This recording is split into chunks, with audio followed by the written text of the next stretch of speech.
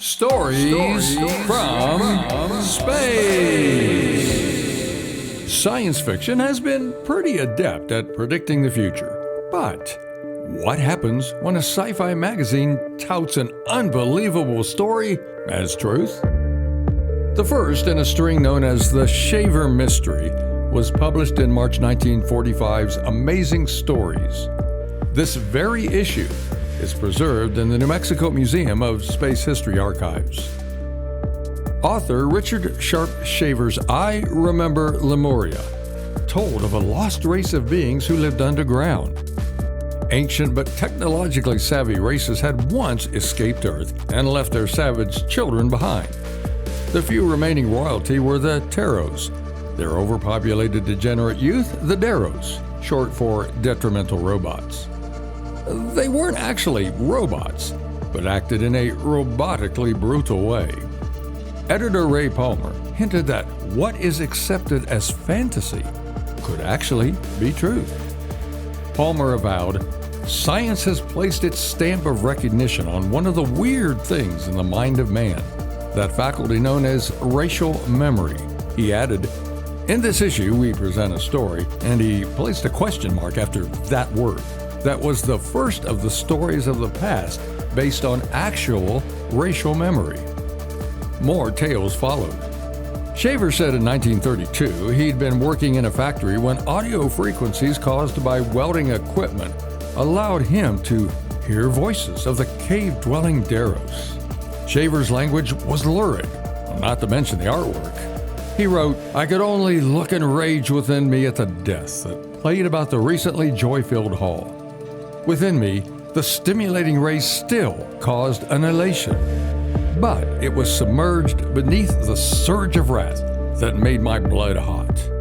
In a 1956 interview on the Long John Nebel program over New York radio station WOR, Shaver talked about the Daros. They're practically worldwide. Do they go under the oceans? Some of them do. There are passages under the ocean yet. One thing I wanted to ask you, whether there are any caverns located under the city of New York. As far as I know, there are. Do you know whether they ever come out into the subway tunnels of the city? I think so. Has that happened recently, do you know? All the time. They keep a watch over every important center to ward off any threat to their dominance. In that interview, Palmer claimed the tale skyrocketed circulation. I wasn't hired by Ziff Davis to get a lot of return. I was hired to sell magazines. I realized from the very beginning that the Shaver Mystery was a thing that would sell magazines. We had a circulation of around 50,000 when I took this thing over. It was 135,000 when I got hold of the Shaver Mystery. And overnight we raised it 50,000 to 185,000. Ray, was that accomplished in just 1 month? In 1 month, the March 1945 issue of Amazing Story. Critics did what critics do best, scathingly declared the premise was trash. Fans wrote letters swearing fealty to Shaver because he'd brought the truth to the surface, so to speak. Others denounced Shaver as a charlatan. In 1948, Amazing Stories published no Shaver stories. Those who disliked him celebrated and claimed credit.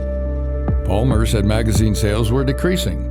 Shaver, he blamed evil forces for pressuring the magazine. That didn't mean Shaver went away. Shaver mystery clubs popped up.